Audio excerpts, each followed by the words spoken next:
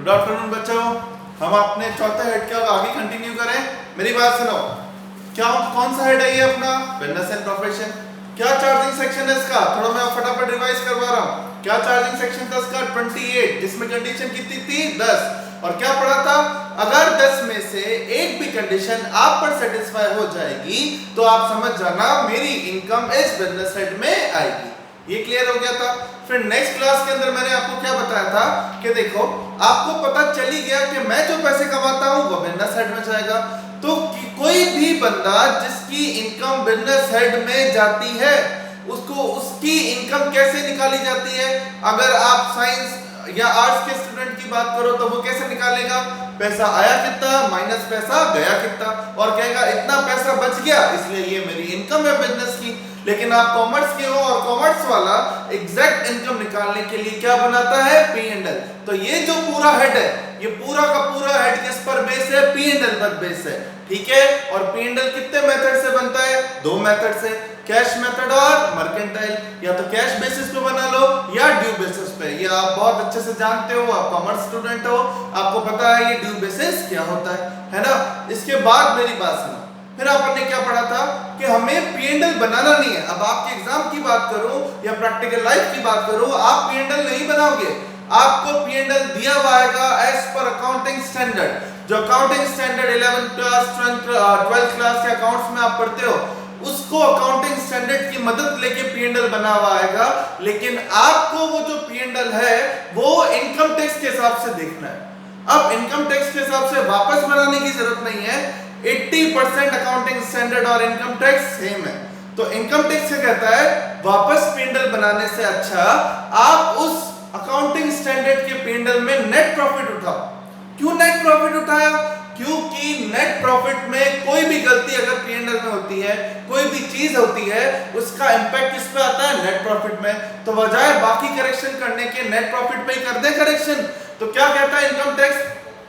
वो जो accounting standard का पी एंड एल है उसमें से नेट प्रॉफिट उठाओ, उस नेट प्रॉफिट के अंदर एड लेस जो करेक्शन करना है कर दो, और करेक्शन करने के बाद रेक्टिफिकेशन के बाद जो नेट प्रॉफिट आएगा वो इनकम टैक्स का प्रॉफिट या बिजनेस हेड की इनकम कहलाएगी। समझ में आ रहा है? और अपन ने क्या पढ़ा था कि इनकम टैक्स के हिसाब से अगर आपको प्रॉफिट चाहिए तो उसके अंदर क्या करना है?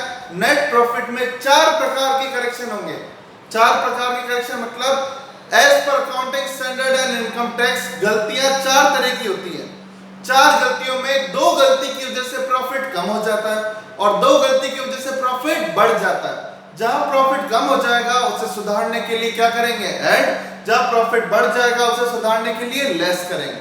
समझ में आ रही है मेरी बात? अब सुनो, कौन सी 2 चीज ऐड करी थी जिससे प्रॉफिट कम हो गया? प्रॉफिट कम कब होता है पी एंड एल में? जब खर्चा डेबिट ज्यादा कर दिया या इनकम क्रेडिट, क्या बोलते हैं उसको, खर्चा डेबिट ज्यादा करने से और इनकम क्रेडिट कम करने से। मेरी बात समझना, अगर आप खर्चा डेबिट ज्यादा करोगे तो प्रॉफिट कम, इनकम क्रेडिट कम करोगे तो प्रॉफिट कम। तो सुधारने के लिए क्या करोगे? ऐड। ठीक है, क्या किया था add? Expenses disallowed but debited in P and L. खर्चा डेबिट में नहीं आना चाहिए था, डेबिट कर दिया। डेबिट करने से प्रॉफिट कम हो गया तो क्या करेंगे? ऐड। इनकम क्रेडिट करनी चाहिए थी, income taxable but not credited. Income पर टैक्स लगना चाहिए तो क्रेडिट होनी चाहिए, बट आपने नहीं करी। नहीं करी तो प्रॉफिट क्या हो गया? प्रॉफिट कम हो गया तो क्या करेंगे? ऐड करेंगे। उसी तरह से 2 चीजें लेस क्या थी जिनकी वजह से प्रॉफिट बढ़ गया? बढ़ेगा कब? जब खर्चा डेबिट नहीं किया या इनकम क्रेडिट ज्यादा कर दी। मतलब expenses allowed but not debited. खर्चा डेबिट करना चाहिए लेकिन डेबिट नहीं किया, जिसकी वजह से प्रॉफिट जो है आपका डेबिट नहीं करने से बढ़ गया तो क्या करेंगे? लेस। और इनकम क्रेडिट करनी ही नहीं चाहिए थी। ऐसी इनकम थी जिस पर गवर्नमेंट को टैक्स चाहिए ही नहीं, आपने क्रेडिट कर दी। क्रेडिट करने से प्रॉफिट बढ़ गया तो क्या करेंगे? लेस। समझ में आया? ये आपका बेस बताया था। अब मेरी बात सुनो, वो बेस सबसे इंपॉर्टेंट बेस है, ये चैप्टर सबसे इंपॉर्टेंट चैप्टर है, ये मैं आपको बता चुका हूं। अब बात आज की है।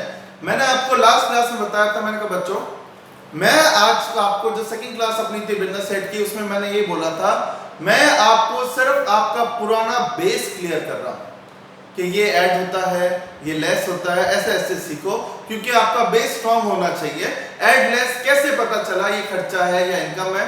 बच्चों वो आपका बेस था, बेस स्ट्रांग रखना। उसके बाद आज अपन पढ़ने जा रहे हैं, जब हमें पता चल गया कि खर्चों को इस तरीके से सुधारते हैं, तो आज अपन पढ़ते हैं कैसे पता चलता है कि P&L में कोई गलती है।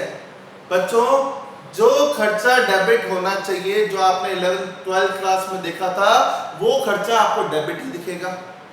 जो चीजें नॉर्मली क्रेडिट होती हैं वो आपको क्रेडिट ही दिखेंगी। तो जो जब डेबिट वाली चीज डेबिट में दिख रही है, क्रेडिट वाली चीज क्रेडिट में दिख रही है, तो गलती कहां दिख रही है? तो आज से अपन पढ़ने जा रहे हैं बच्चों, इनकम टैक्स के हिसाब से गलती कैसे पकड़ी जाती है। समझ में आ रहा है? ठीक है, 80% इनकम टैक्स और अकाउंट सेम बात कहते हैं, तो गलती होती ही नहीं है। लेकिन 20% के ही तो केस एग्जाम में आते हैं, जहां पर अकाउंटिंग स्टैंडर्ड कुछ और कहता है और इनकम टैक्स कुछ और अगर इनकम टैक्स कुछ और कह रहा है, इसका मतलब कुछ ना कुछ गलती हुई है। गलती हुई है तो नेट प्रॉफिट पे इफेक्ट आया है, जिसका आपको क्या करना है? करेक्शन। और सबसे इंपॉर्टेंट बात, अब आपको ये सही गलत लगे नहीं लगे मुझे नहीं पता, जिस इंसान ने लॉजिकली इस हेड को पढ़ा है वो सारे मार्क्स एग्जाम में खोएगा। मेरा कहने का मतलब समझना। क्या होता है बच्चों, ज्यादातर बच्चे सोचते हैं बिजनेस हेड एक लॉजिकल है, अपन लॉजिकली देखेंगे, अच्छा ये खर्चा बिजनेस का है तो डेबिट होना चाहिए, ये इनकम बिजनेस की है तो क्रेडिट होनी चाहिए, बस अपने लॉजिकली सॉल्व कर लो। कुछ टीचर्स भी ऐसा बोलते हैं, लेकिन वो बीकॉम के हिसाब से बोलते हैं, काम चल जाता है कि हाँ लग रहा है ये खर्चा मतलब डेबिट में लिखा हुआ आया कि to jewellery purchase for personal use, अरे लिखा हुआ है तो पर्सनल यूज है, पर्सनल यूज है, डेबिट में नहीं आना चाहिए, तो इसको डिसअलाउड कर दो। लेकिन ऐसा बीकॉम में आएगा, आपके एग्जाम में जो क्वेश्चन आएगा उसमें लॉजिकली जो लगेगा वो जो होगा वो कभी नहीं होगा। मतलब जो खर्चा आपको डेबिट लग रहा है, जैसे एक 3-4 बार का क्वेश्चन है, charity given to prime minister national relief fund, ये आता है लिखा हुआ, बच्चा हो जाता है इमोशनल। प्राइम मिनिस्टर को चैरिटी दी है, अलाउड, डेबिट में आनी चाहिए। अब वो इमोशनल होकर अलाउड करता है, डेबिट में आनी चाहिए, डेबिट में है, कोई गलती नहीं है, ठीक है। लेकिन बच्चों इनकम टैक्स कहता है प्राइम मिनिस्टर को हाथ में पैसे देके आ जाओ तो भी कोई प्रकार की चैरिटी डेबिट नहीं होनी चाहिए। ये कौन कहता है? Income tax. अकाउंटिंग स्टैंडर्ड कहता है आपकी इच्छा है, चैरिटी कर रहे हो तो अच्छी बात है, लेकिन इनकम टैक्स कहता है चैरिटी वैरिटी अपने मर्जी से करो, डेबिट में नहीं आएगी। तो अब बच्चों जिसने लॉ पढ़ा, इनकम टैक्स पढ़ी, वो बंदा तो आंसर दे देगा सही, लेकिन जिसने लॉजिकली आंसर दिया वो होगा गलत। मेरा कहने का मतलब यही है, मैं आज से जो आपको पढ़ा रहा हूं उसमें बच्चों दिमाग में रखना, कोई लॉजिक नहीं लगाएगा, लॉजिक रखिए अपने घर पर। आपको सेक्शन बेस देखना है, क्या ये खर्चा जो डेबिट है इनकम टैक्स के किसी सेक्शन में मैंने पढ़ा था कि ये सही है या गलत है? अगर मैंने पढ़ा था तो सही है, और मैंने नहीं पढ़ा तो ये डिसअलाउड होगा। डिसअलाउड मतलब डेबिट में नहीं आएगा।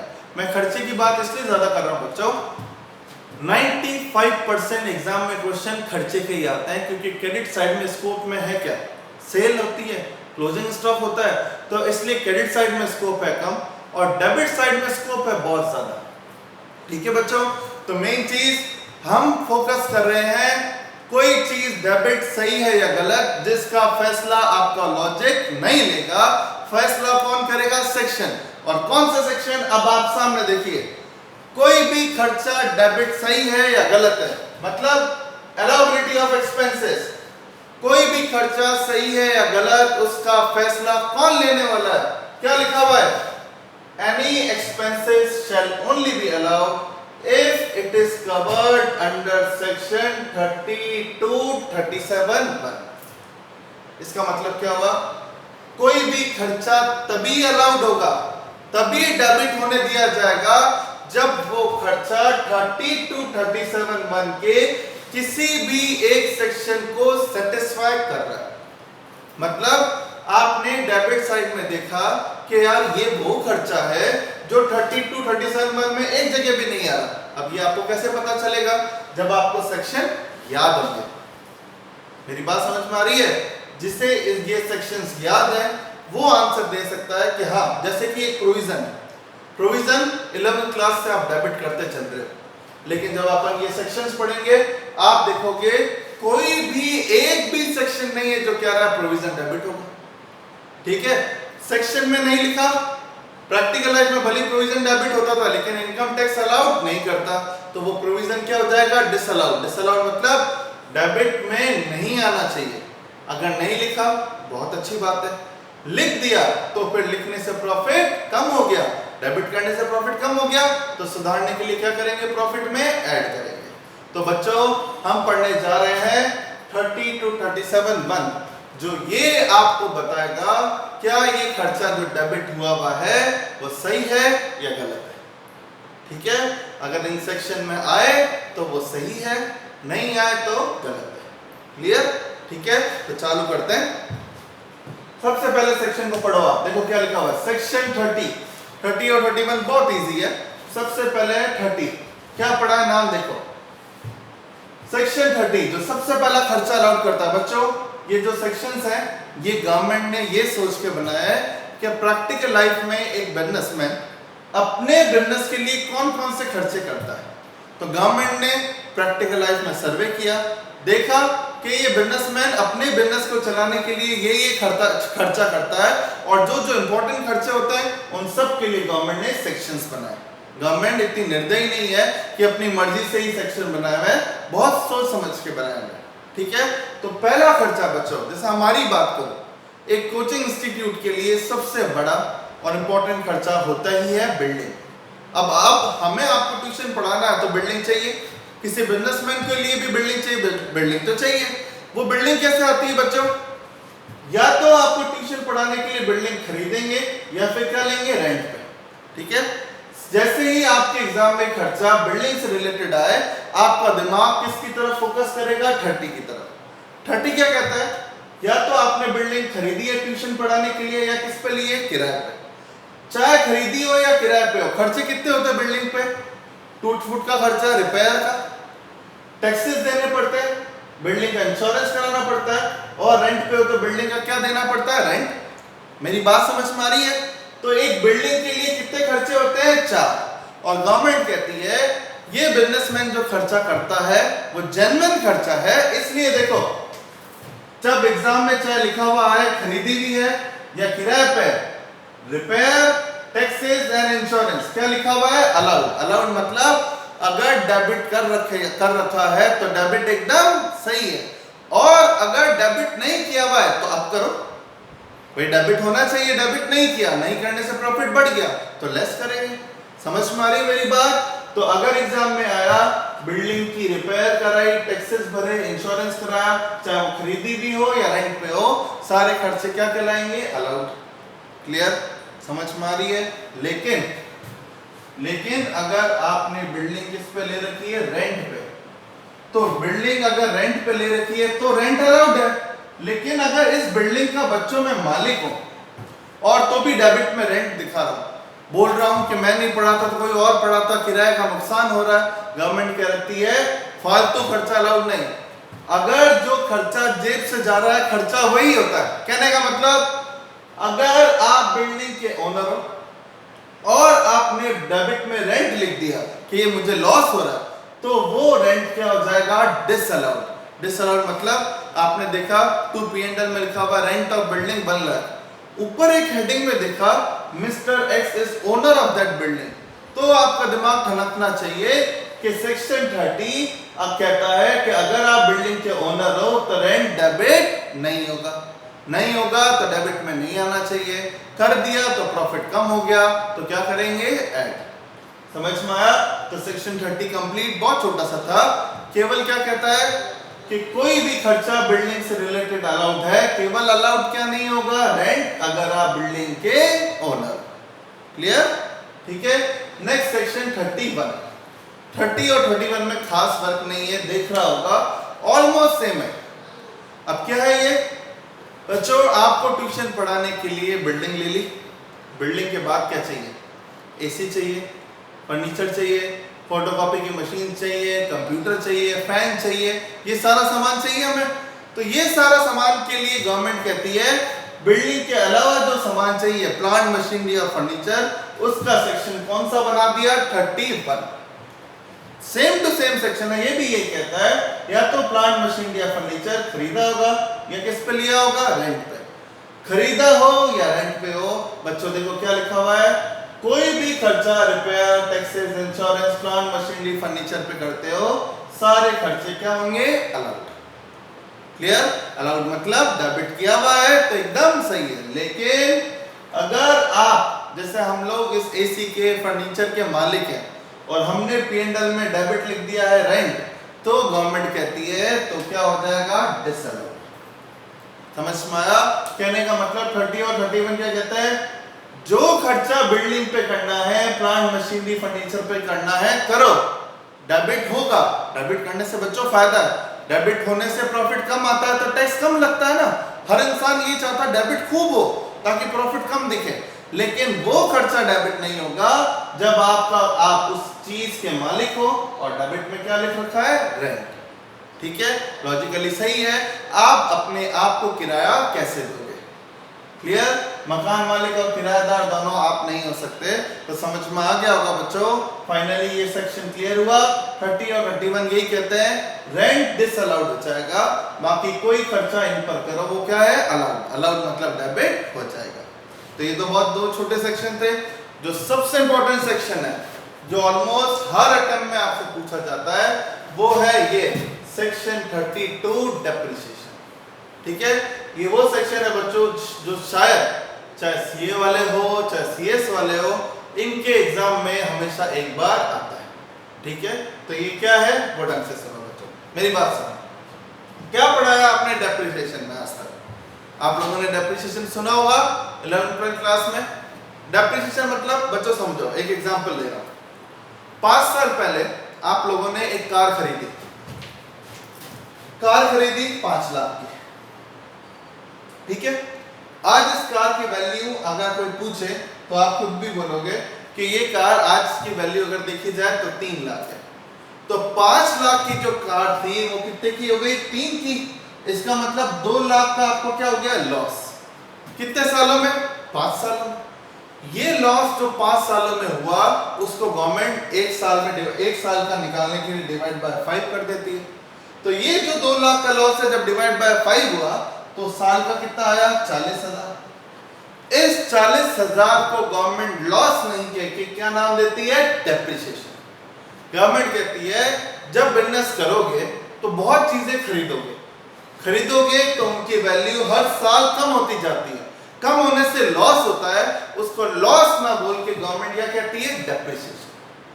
ठीक है भाई, बिजनेस करना है तो खर्चा करना पड़ेगा।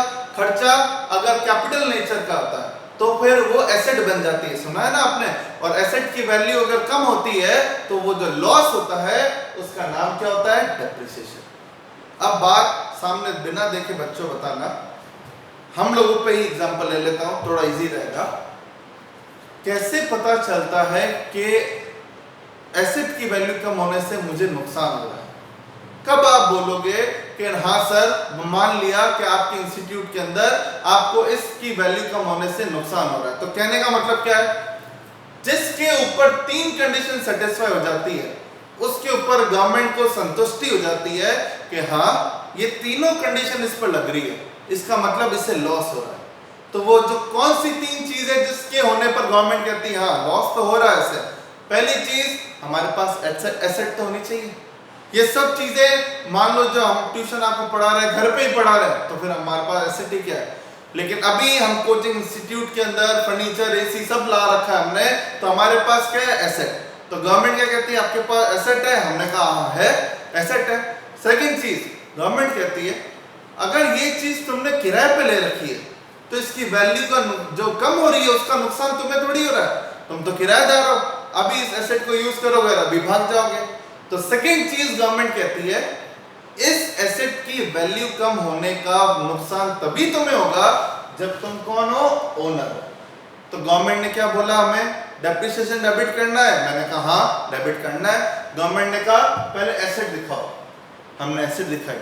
पॉइंट नंबर 2, गवर्नमेंट ने कहा एसेट के मालिक हो, तो हमने ओनरशिप दिखाई। और तीसरा, बच्चों मेरे पास भी एक गाड़ी है तो एसेट है, मैं उसका मालिक हूँ और उसकी वैल्यू कम हो ही रही है। गवर्नमेंट ने कहा अच्छी बात है, वैल्यू एसेट है तो मालिक हो। क्या उस कार को तुम ट्यूशन में इस्तेमाल कर रहे हो या घर में? अब अगर घर में कर रहे हो तो फिर कोचिंग के P&L में कैसे आएगा? तो इसका मतलब थर्ड कंडीशन क्या? थर्ड कंडीशन ये वो किस में यूज आनी चाहिए? बिजनेस में। मतलब घर पे लगा हुआ एसी काम नहीं आएगा, माना आप उसके ओनर होंगे, वो एसेट होगी, लेकिन कोई भी चीज डेप्रिसिएशन में कब कवर होगी? जब आपके पास एसेट हो, आप उसके मालिक हो और जो एसेट का मालिक है उस एसेट को कहां यूज कर रहा है? खुद के बिजनेस में। अगर पर्सनल यूज है तो डेप्रिसिएशन अलाउड नहीं है। आपने किराए पे ले रखा है तो डेप्रिसिएशन अलाउड नहीं है। वो चीज एसेट की डेफिनेशन में नहीं आती तो एसेट डेप्रिसिएशन अलाउड नहीं है। तो अब कहने का मतलब जिसको डेप्रिसिएशन चाहिए 3 कंडीशन सेटिस्फाई करो और 3 कंडीशन में 3 चीज समझनी है। एसेट क्या होती है, ओनर का मतलब क्या है और ये यूज का मतलब क्या है। मेरी बात समझ में आ रही है बच्चों? सबसे पहले अपन पढ़ते हैं ये एसेट का मतलब क्या होता है। कोई चीज एसेट क्या कहलाएगी? आपने सबने कैपिटल गेन चैप्टर पढ़ लिया है बच्चों, और कैपिटल गेन चैप्टर के अंदर आप लोग पढ़ चुके हो बच्चों। क्या पढ़ा था कैपिटल गेन चैप्टर के अंदर? कुछ भी टेंजिबल, इंटेंजिबल, मूवेबल, इमूवेबल सब क्या होती हैं? एसेट। यहां भी वही है। कोई भी प्रकार की टेंजिबल दिखाई देने वाली, intangible goodwill, patent, copyright, trademark, movable, immovable सब चीजें एसेट होंगी एक्सेप्ट स्टॉक इन ट्रेड। समझ में आया? मतलब हमको आपको पढ़ाने के लिए हमने किताबें खरीदी हुई, किताबें हमारी एसेट नहीं है, स्टॉक है, वो उस पर डेप्रिसिएशन नहीं मिलेगा। बाकी फर्नीचर, फैन सब चीजें, हमारी गुडविल, हमारा नाम भी इंटेंजिबल है, लेकिन वो भी क्या कहलाएगी? एसेट। तो बिजनेसमैन के पास जो भी चीजें होती है सब एसेट होती है, केवल स्टॉक को छोड़ के। एसेट मतलब इजी है। Next, owner. कैसे पता चल जाता है कि ये ओनर है? बच्चों ओनर मतलब 2 चीजें होती है, एक के पास कागज होते हैं और एक के पास पोजीशन। इस बिल्डिंग का हमारे पास पोजीशन है, कागज नहीं है। अगर पोजीशन है, कागज नहीं है तो हम ओनर नहीं है, लेकिन जिसके पास कागज है भले ही पोजीशन ना हो वो ओनर है। तो कहने का मतलब assessee must be legal owner, और लीगल ओनर मतलब जिसके पास टाइटल है, पेपर्स हैं, वो ओनर कहलाएगा। समझ में आया? तो जिसके पास पेपर है वो ओनर कहलाएगा, तो डेप्रिसिएशन भी उसी को ही मिलेगा। और एक और चीज, ये एसेट के अंदर एक बात बताना भूल गया, लैंड कभी लैंड एसेट तो होती है लेकिन उस पर डेप्रिसिएशन नहीं मिलता। बच्चों जमीन की वैल्यू कभी कम नहीं होती, डेप्रिसिएशन कब मिलता है? जब वैल्यू कम हो। और प्लॉट तो 100 साल पहले भी प्लॉट है, आज भी प्लॉट है, तो उसकी वैल्यू कम नहीं होगी। क्लियर? ठीक है।